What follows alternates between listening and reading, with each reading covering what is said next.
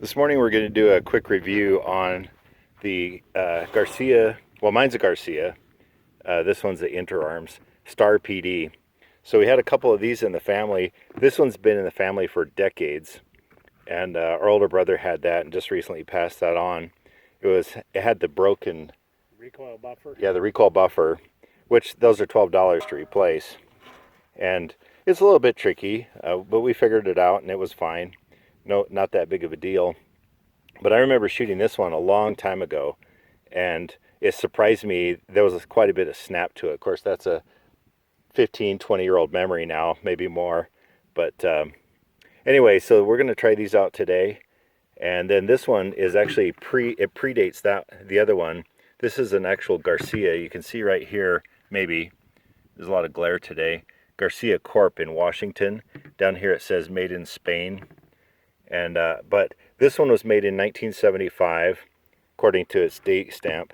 This one was made in 1982. 82. So they're still kind of vintage pieces as far as that goes. It's weird to say that because I was in high school in those those days. I actually was out of high school by this one.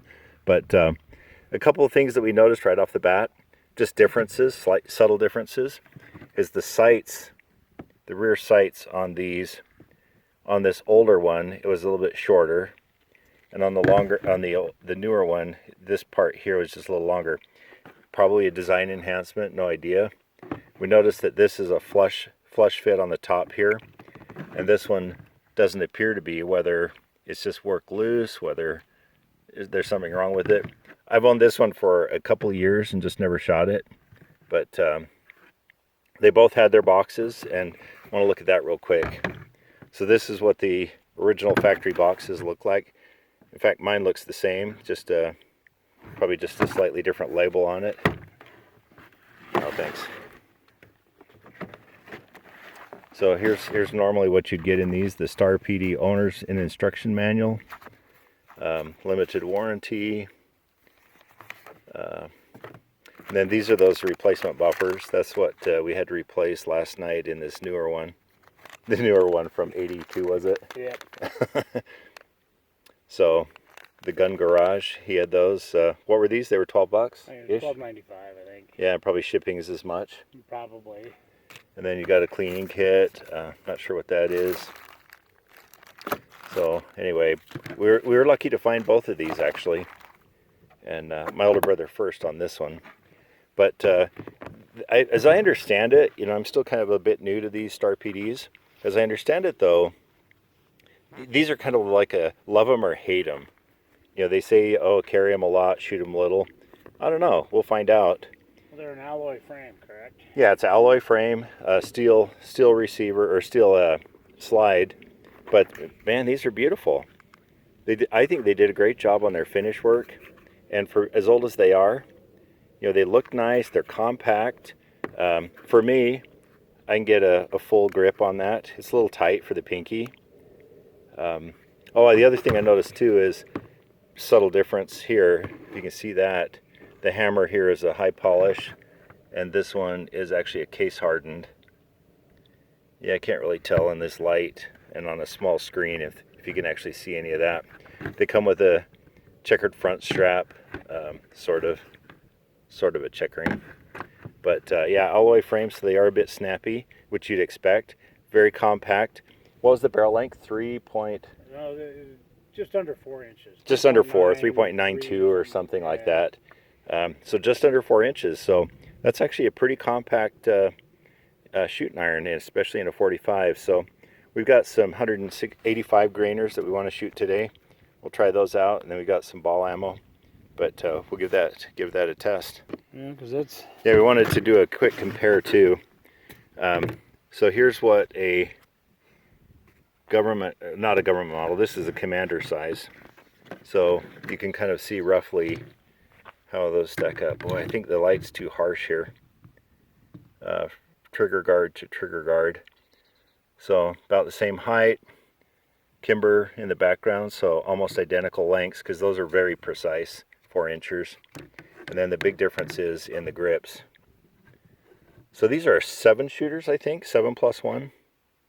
Is that right? I think it might be 6 Or is it 6 1. plus 1? It might be 6 plus 1. We'll look at the magazine here in a second. But yeah, so they just chop off that end. Let's have a look at that. 6 in or 5? Yeah, here's the factory mag. So it's got the cutout so you can see exactly what you've got. I think you only loaded 5. But we'll find out here in a second and update this. We're gonna give these a spin, and we did confirm the max capacity is 6 plus 1. So first shot's fired for us. This one would be considered new to us.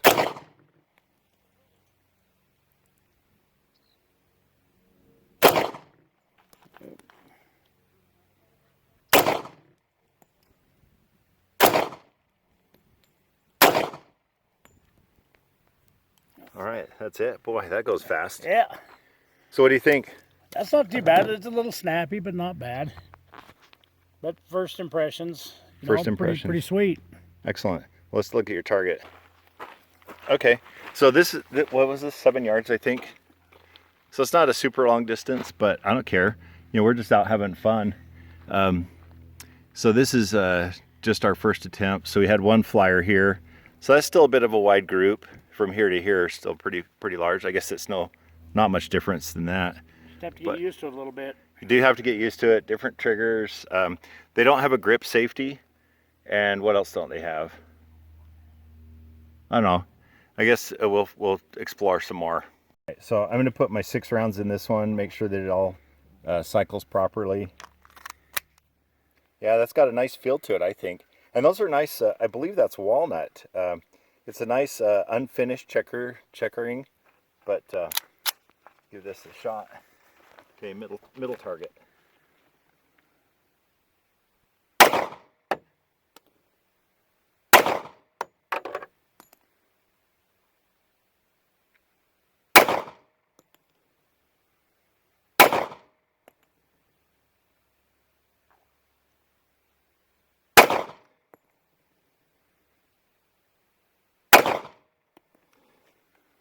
I don't believe this.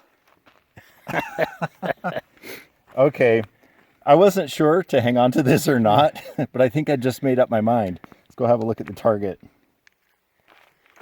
Okay. Wow. What do you think?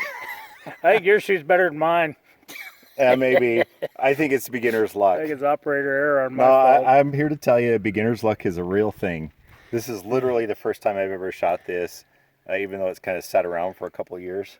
I am totally impressed. Yes, it's a sandbag. Yes, it's 7-ish yards, but pretty nice. I can live with that. We're gonna try the other one. The thing that's funny is that neither of us knew if the sights are even close on this.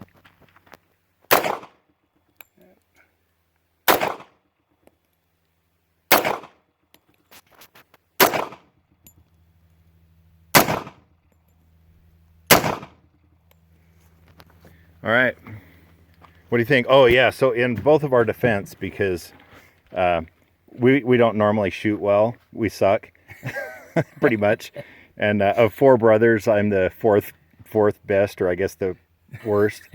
But today we're actually using 185 grain metal case wad cutter bullets. So I wanted to just see. I think these are dummied down a little bit, you know, as far as the recoil. The recoil was less than these Winchester white box. Yeah, well, and those are still 185 grainers, so we'll try those too. I mean, I want to give these a bit of a shakeout, but I've heard things about the buffer in them that it tends to fail after 500 rounds. You got to plan to change those.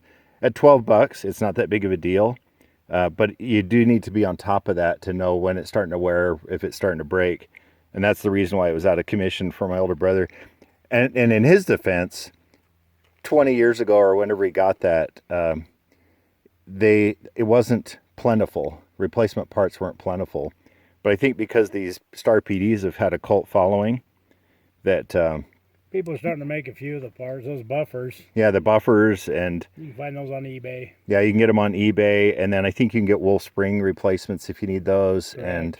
And I believe ProMag actually builds today, still continues to build spare mags for them. right, let's go look at your target. That's with the match ammo, right? Yeah.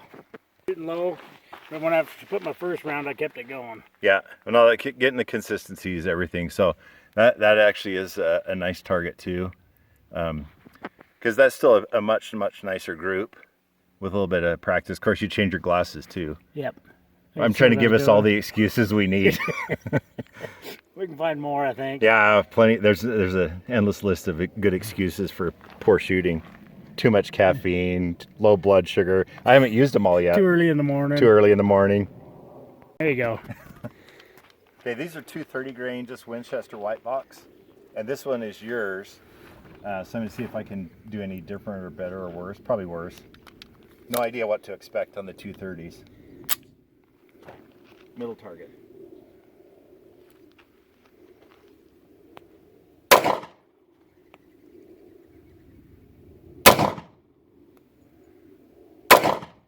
Oh, fired.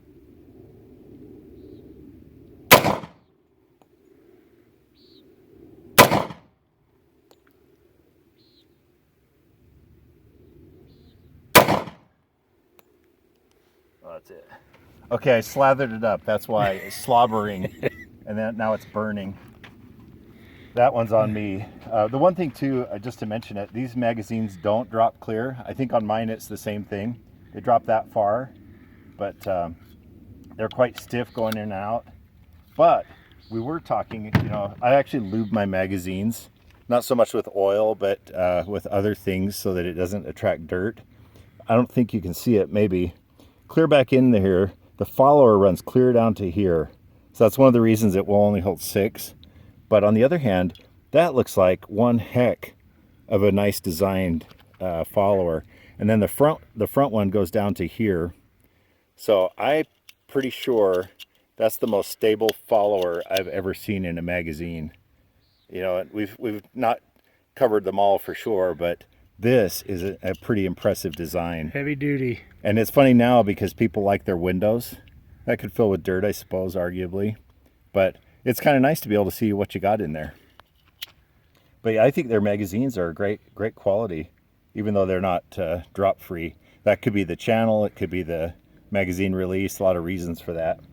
But anyway, so let's go look at the target. Okay. All right, so that's the best I could do. Sandbag 7 yards, and then a 230 grain just ball ammo, Walmart ball ammo. Well, it's not Walmart anymore. I should quit giving them credit. They used to be a good deal for pistol ammo, and now they don't carry it. They've kind of weaponized their approach. But anyway, anybody can find a white box of Winchester. Not today, but normally. So you said that it was a noticeable difference in recoil? I think so. Huh. Well, didn't you notice it? No, yeah, a little bit probably. I was more focused on my sights than anything.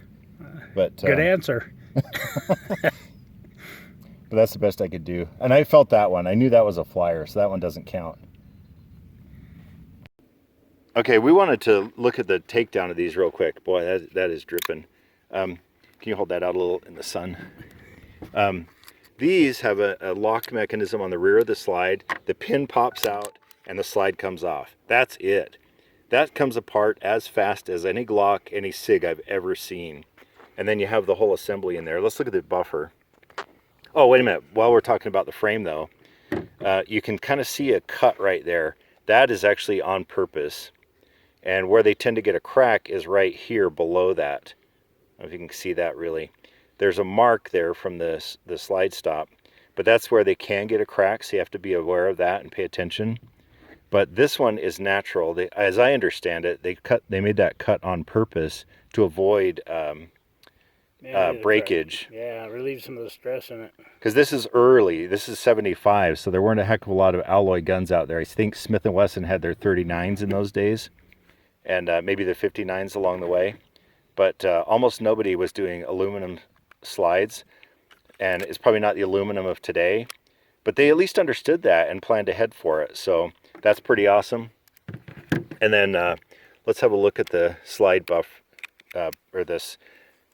the buffer here. And you can see it's just this plastic thing in there, just like any old buffer. It's a little weird because modern 1911s are all metal, and these are plastic. And these are kind of a brittle plastic, I think, these originals. Yeah. But the ones you found were not as much. Well, they're still a kind of a hard plastic, but I think they have a little more maybe polymer or something in them. Mm-hmm. And then I think you said that there's some aftermarkets that actually snap on. Right. These you have to disassemble. You want to pull that off? That spring assembly. It's a captured spring. And there it is, that little horseshoe. That's the one that can break. And then to replace these, you actually have to unscrew this end from the rest of the shafts, which is a little tricky. I think we decided it's a 3 or 4 hand job. So if you don't have a partner or a good vise, you're going to have 3 or 4 hands. It's a wrestling match. What's that? It's a wrestling match. It is a wrestling match. At least that's what we found. As far as I know, that's still the original one. I just don't think this was shot. Pretty sure I got it from the original owner a couple of years ago. But yeah, I'm totally impressed. And they go back so easy. There's a little button there that has to go down. I'm not sure what that piece is. Yeah. The heck. It's different than mine. Slightly different, huh? Yep.